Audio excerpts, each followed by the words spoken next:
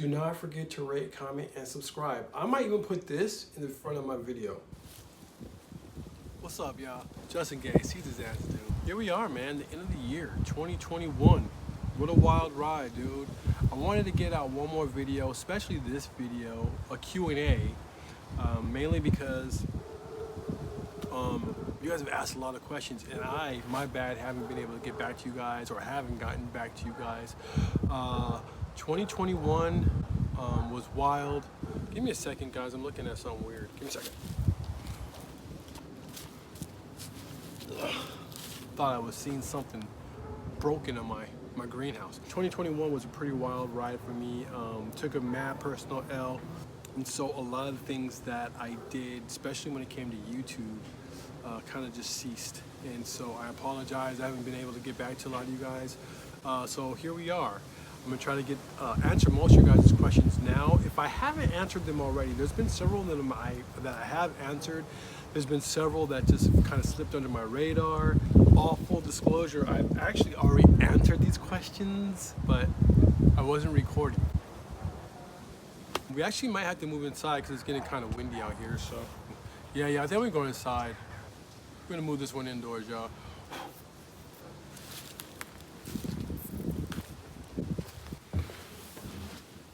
I think that's a little bit better. So without further ado, here we go. Try to answer all you guys' questions. Try to get us ready for the new year. Hopefully a lot of these will get us going into the new year. You know what I'm saying? Let's see what's popping. All right, George W. Quick question. Quick question, my good brother. Are you running an air filter in the greenhouse? Just wondering if that matters since it's getting real airflow. I'm running a tent setup, wondering if I need one of the fan, wondering if I need one or if a fan is just okay, considering the rain and humidity, and let me know what you think. Yeah, running a filter, man, not a bad idea. Never a bad idea. I'm not exactly sure what you mean by a tent. You mean like a grow tent? Is that what you said? In my situation, no, I am not running an air filter.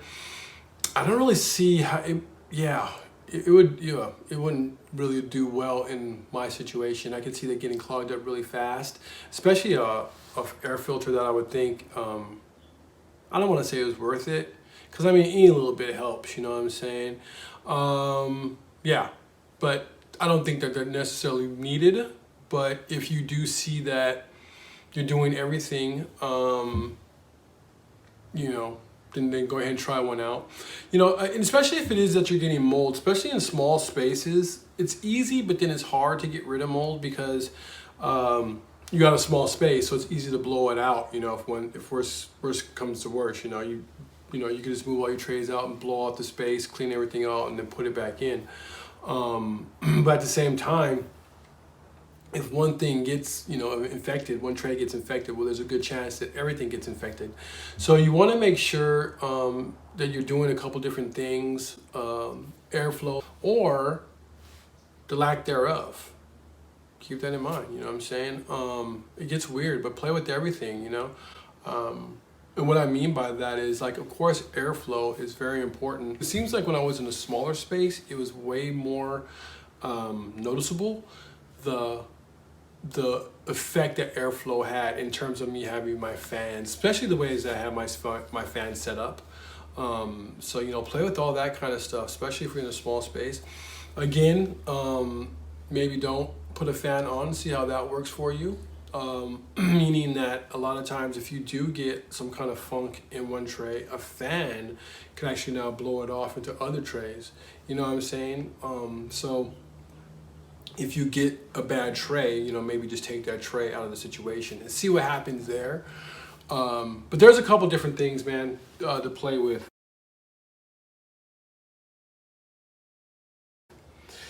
Nathan Medina. Oh, that was from growing microgreens in the cold. Nathan Medina. This is from How to Get Microgreen Trays to the Market, or to Farmers Market Strategy. Oh, and Farmers Market Strategy. I can't read those titles of my own damn videos. Justin, when cutting fresh microgreens at market, are you weighing them in front of the customers, or do you just cut enough to fill up the size clamshell they're buying? I have been growing plants my whole life. Oh, that's right. Both my grandparents had wholesaler greenhouses, and my parents had retail greenhouses. And I am beginning my micro journey here in MI. Right on, man. Nobody here is selling these in the area, and I think the two markets we have close are a good fit for these. I like how they do fresh cut. It seems like an excellent selling point as being the most freshest product at the market. Yeah, that's straight up. Straight up. Yeah, you're the freshest thing at the market. Simple and plain. I love that. I got mostly that idea from my father. He was really big on cutting things, or not necessarily cutting things, but preparing things for him in front of him. You know what I'm saying? So that's, you know what I'm saying, that's an old black Southern mentality. You know what I'm saying? I don't trust you, man. You know what I'm saying? Let me see you prepare my food. Anyhow, so a lot of that's a throwback to my pop. But yeah, I think it's a great strategy. And I think a lot of people really do, they really do like that and appreciate that you're doing that. We do not weigh in front of our customers at the moment. However, there was a time I did. I do now. We just kind of get clamshells. Actually, not even clamshells, but we get like the little baskets. It's kind of cold in here. I'm not running any of my heaters or anything in here. And I got the door open. I should go close that. We actually use baskets, right? So I cut up a basket and we'll fill it to that point. And then from that point, I put it into a paper bag. Unless people are getting more. If they want to get like over like $10, normally we'll put that in a plastic bag just because it just gets too much. The paper bags are pretty good for like maybe $5 to $10-ish. But outside of that, they start getting bad. Yeah, and then what you want to do as well is get your clamshell or whatever the receptacle that you're going to be utilizing as a measurement. All you got to do is just take that, tear it on your scale, see where that mark hits when you get to 1 ounce, 2 ounces, and then, or however your selling strategy is, and then just use that. Easy peasy. That being said, however, I have been contemplating going back to actually using the scales at the market just to dial in things a little bit tighter. Yeah, if you need to. I mean, I don't know. I mean, we're abundant here, you know what I'm saying? So if I'm giving people a little bit more microgreens, I'm just giving you a little bit more microgreens. I don't want to give a damn. I mean, don't go crazy, but I mean, you know, if you're going over a little bit, don't give a shit. I mean, you know, but that being said, like I am thinking about buying a scale to dial in just trays as a whole a little bit better. Just because my abilities to grow trays has gotten better. And so, you know, you want to make sure that you're capitalizing on the full tray. Just, it's kind of like maintenance, if you will. So yeah, you want to do that every once in a while with this strategy. It's been a minute since I've done it, so I need to re-up and whatnot. It's a pretty good time to do that too, I think. Just with the prices of everything kind of going crazy. I haven't changed the prices. Just because of the whole strategies of being able to price microgreens, you know what I'm saying? It's dope. Yo, Don Moore, what day would you recommend to take out the tray? This is how to grow microgreens in the heat. I'm assuming you mean when do I flip my trays or when do I take my trays out of the stack? I think that's what you mean. Yeah, well, that's what we're gonna talk about. The way that I normally go about it is, I'm gonna say 3 days. Anything over 3 days, depending on what it is that you're growing, and all the other things, you know, that come along with just growing plants, especially if you're growing them outdoors.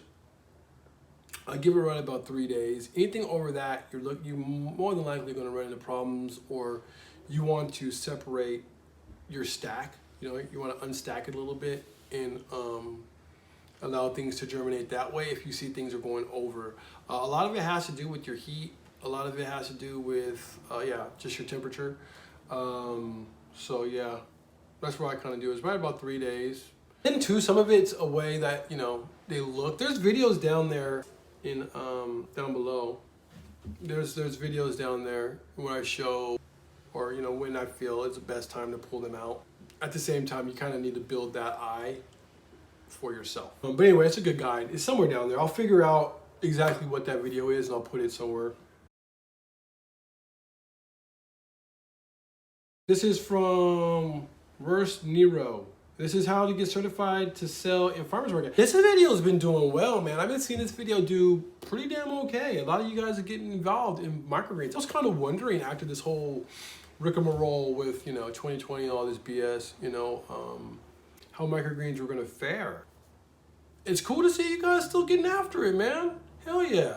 Real ones always shine through. That's what it is. Perfect, straight to the point.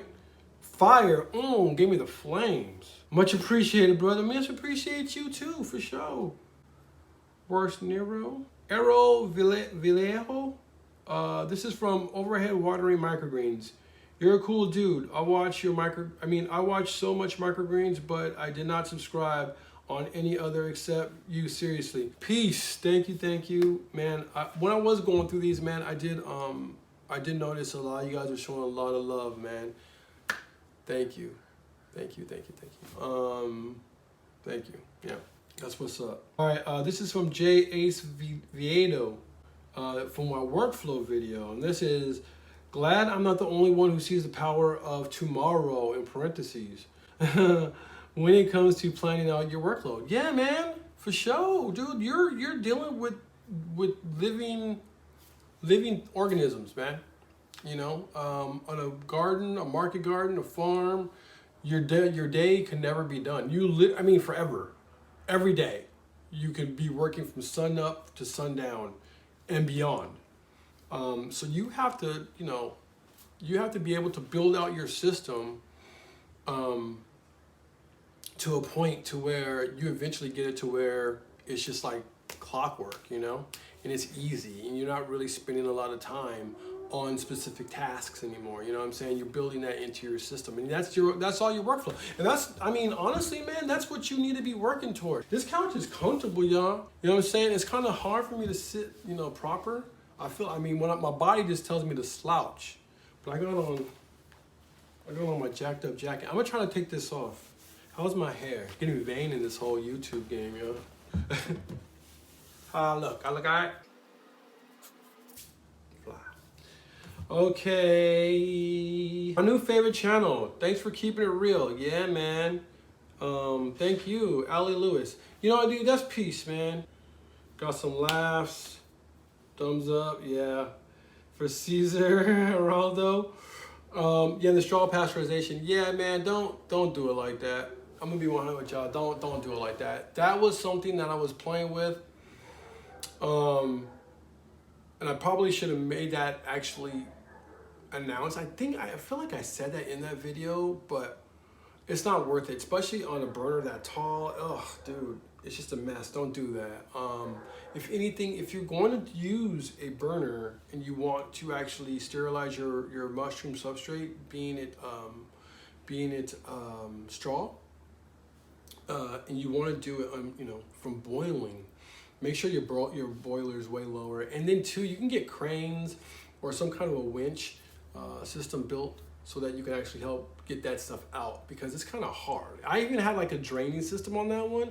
Dude, that junk kept getting clogged up, man. Yeah, so I would suggest not to do it like that at all. Yeah, it's just not worth it.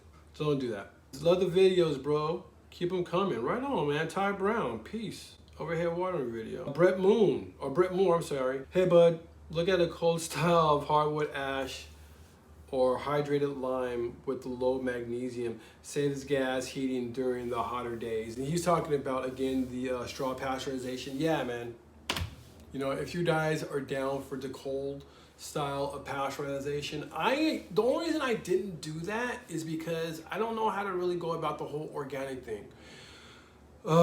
So I just stayed away from it. And I'm still choosing to stay away from it. Stay tuned. I'm going to be showing you guys a better way to pasteurize, safer way, I feel, and I think more efficient.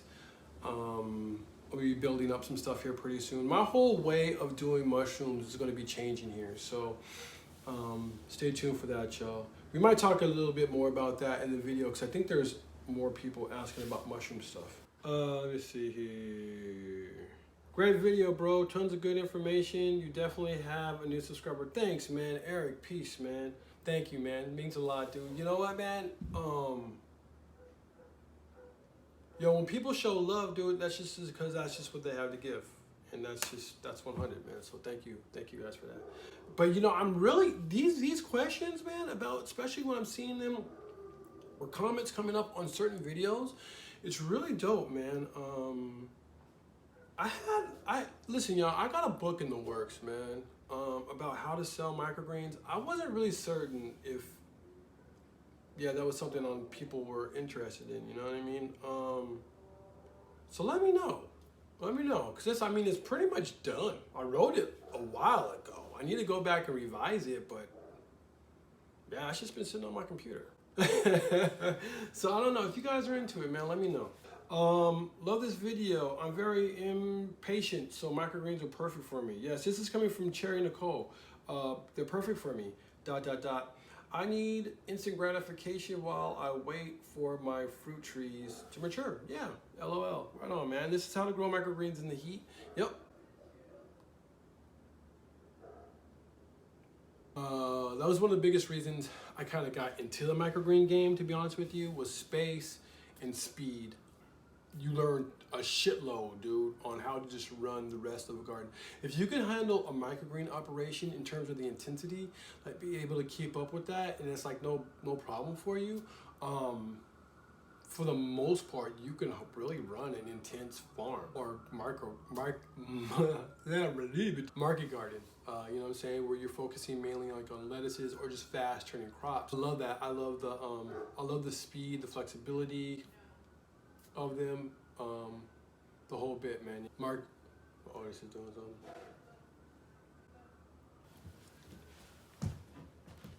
Yeah, that's what the inside of a loofah looks like, y'all. Otis decided to start chomping on one. Hold on.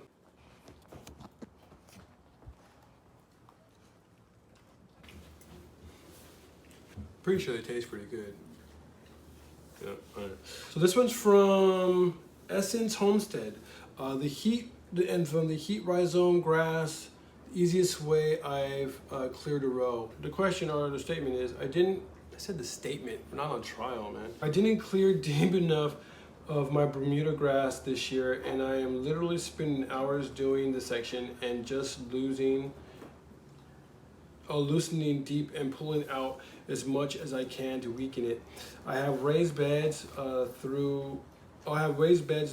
so I may need to remove all the soil and the bed to get underneath. I get all frustrations out and pull the rhizomes out. Yeah, you know what, man, if you have a raised bed and it's like a controlled situation like that, if you will, quote unquote, I mean, it's still a bitch to get that thing broken up, especially if it gets real bad. I've seen raised garden beds, dude, within a year or less than a season, easy, get overtaken by Bermuda grass, and the base gets overtaken. So like when you actually take the wood off, no soil comes out. It looks like a big ass microgreen flat. Ugh, you don't want to deal with that. You don't allow it to get to that point, then taking off all the wood, you know, that's still pretty heavy. I don't even like doing stuff like that, but it is an option if you do come across you know, that rhizomial grass. I would definitely say, I'm not exactly sure on how low or how high your borders are, but if you can extend them a little bit higher, so make sure no rhizomes are getting in there to do that. But it sounds like it's a rhizome that's coming from underneath. So if you are pulling everything out as already, go ahead and make sure to double, if not triple layer cardboard at the bottom of that bed. I couldn't believe how many people are just going, you know, just going all in and throwing their compost just on top of old grass, dude. That's not, yeah, don't do that, man. You're adding like gas to fire. Don't do that. What you want to do is get a couple layers of cardboard down on there, just to make sure that you're going to be burning out that rhizome, and then ideally get your microgreens, I'm sorry, your bed about 12 inches. somewhere around there, man, to really help burn out. The deeper you can get it, the better, to be honest with you, when it comes to that. But if the sooner it burns through the cardboard and it gets through that, then it's kind of just game on. So the added extra compost on top should hopefully burn it out if you put enough layers of cardboard underneath it, if it is to get through that. And that's after you damaged it by going through and trying to weed as much of that stuff out and then putting your cardboard. But that's how you get rid of it, and you shouldn't have to deal with it. If you do see it pop back up, take note of how deep and where exactly it's coming from. You should be cool.